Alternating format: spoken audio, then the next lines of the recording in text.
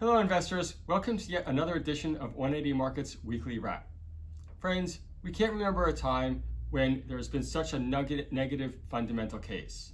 We have inflation well over 10% right now. Just as an example, power prices in New South Wales have gone from $50 a megawatt hour all the way up to $300. Petrol prices, we all see it at the pump, up 50% plus. Certainly inflation is real. And on top of that, we have supply chain issues. We also have trouble getting employees or good employees to stay at jobs. That as well is affecting companies' behaviors. But by far, the biggest story of the week was the RBA. That's right. RBA put up interest rates by 50 basis points. And to put it in context of how surprising this was, only 3 out of 29 of supposedly the best forecasters in the world predicted this. So we here at 180 Markets, we are going to look for all the knock-on effects of this over the next week and month. That's right, we're going to look at housing prices, any type of change in consumer behavior, any type of indication of what this type of hawkishness in a Fed cycle is going to do, because frankly we haven't seen it in over 20 years. On the other hand, there is one hope of glimmer that is certainly a positive, which is unemployment. It's under 3%, and we can't remember ever a full recession taking place when you have 97% of the workforce with jobs in hand. And to talk more about what's going on internally in the markets, I'll turn it over to Sean. Greg, and unfortunately another terrible week on the markets. Monday started off just with some more bad news in small cap world.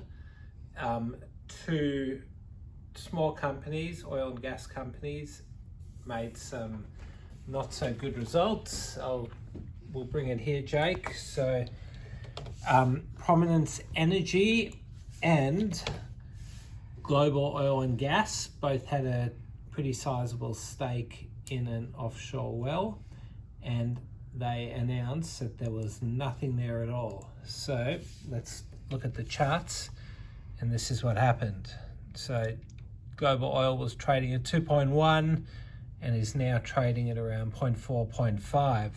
Prominence, the same thing, was trading about 0.8 and all the way down to 0.2, which is pretty much shell value. We've been doing some calculations here to work out which one is better value at these prices, and it's hard to work it out because they did have cash before, but they did also spend quite a bit of money on the well.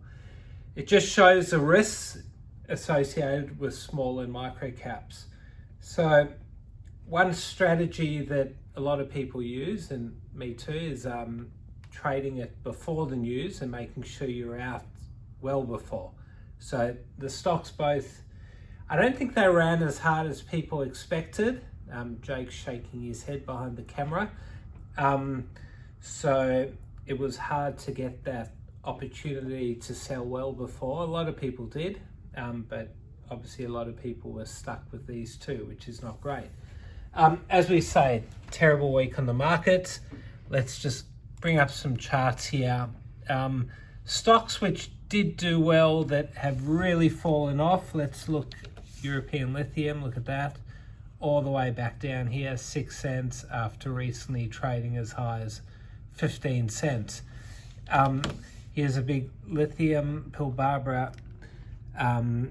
It's actually not too bad compared to others. Yeah, I mean, it did hit $3.80. It's trading at $2.20, but still not good at all. Metals Australia, look at that. Hit all the way, probably hit 20 cents, and now trading at 5.6, so a lot of money lost there. And this is very common out there in small cap world. Another trading favorites a lot of people were making good money on.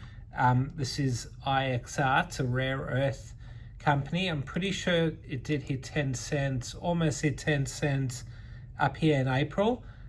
Trading all the way back down, and you've got to go all the way back down to November last year before it started its run. we do talk about this one a lot, Sayona. It is a very market-sensitive stock. Ran up with all the lithium stocks, hit around 40 cents, 39 actually, in April. April feels like a very long time away, 2 months ago, and now this is trading all the way down at 13 cents. Massive wealth destruction if you are holding in these companies.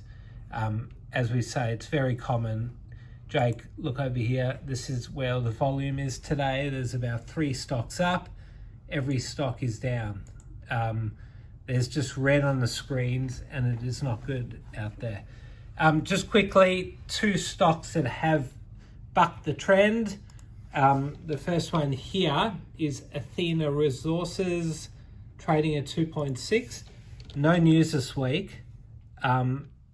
And if you put in the wrong code, that's what happens. AHN is Athena, was trading at 0.7 a week ago and all the way up to 3 this week on who knows what. They did release a price query. The ASX did give them what we call a speeding ticket, and they did say they're in discussions, but nothing advanced. And just quickly, CPO, Calpio Minerals, that was actually an IPO from about a year ago.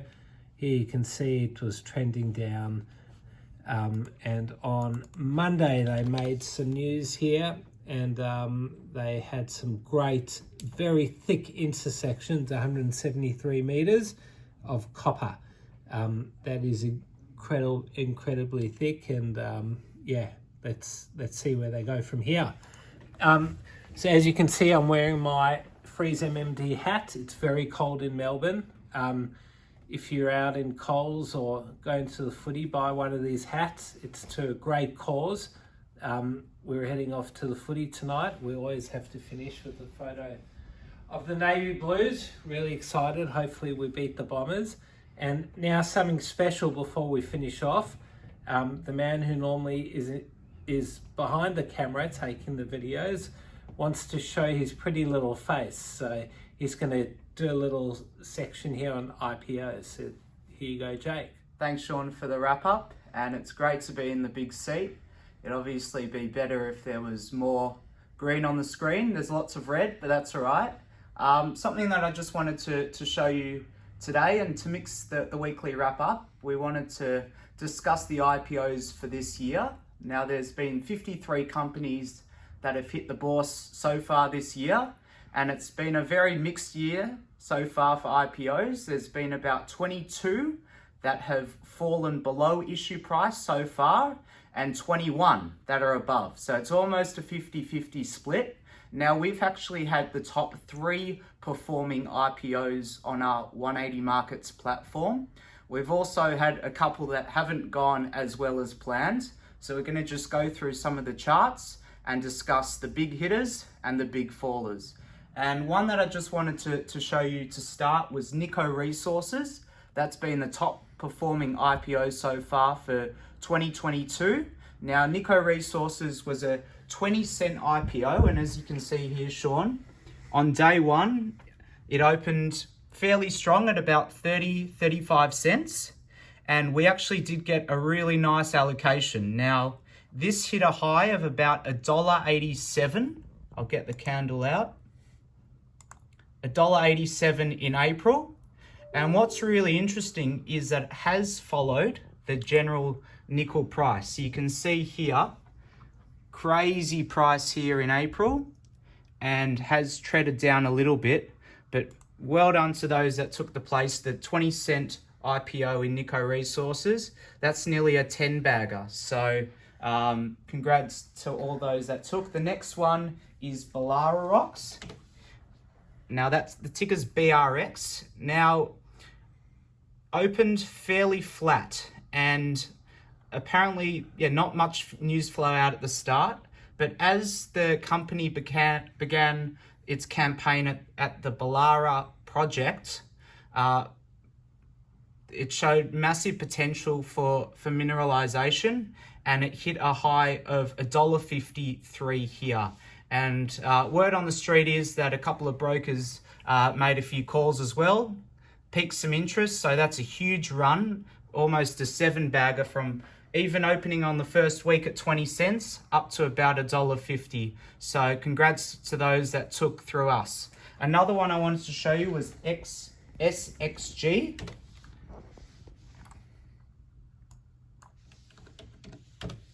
Southern Cross Gold. Now let's get the line here. So this is another 20-cent IPO. Opened fairly flat and bang, up to a high of 78 cents. So what happened in May, Jake? So in May, they had excellent gold hits. So let's get the announcement up here.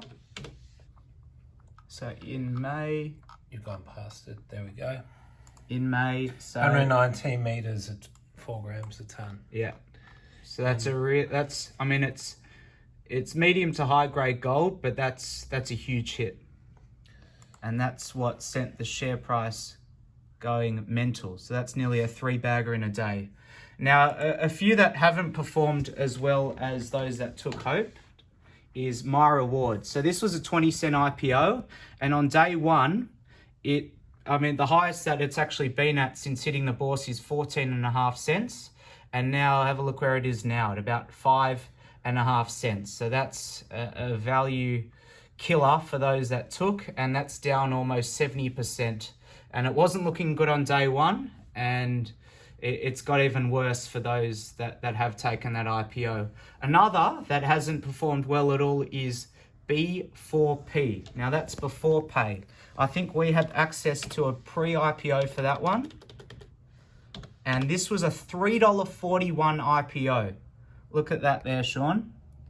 And you can just see it's followed the BNPL trend, and it's all the way down to 31 cents. And the final one that we'll finish on is FDR. This is an oil and gas play. Had a bit of a stinker of a result a couple of weeks ago. Do you have to rub it in, Jake? A bit of a duster. So it went from about 18.5 cents to about 10 cents where it is now. Unfortunately, I'm still holding that one. Not a good result. So a bit of a mixed year so far for IPOs, and any that have taken over the last couple of weeks, let's hope that things turn around. Thanks a lot. Thanks for watching another episode of 18 Minutes with 180 Markets. And don't forget, if you want access to thousands of capital raises, sign up at 180markets.com.au and you'll get access to our very next capital raise. Thanks for watching.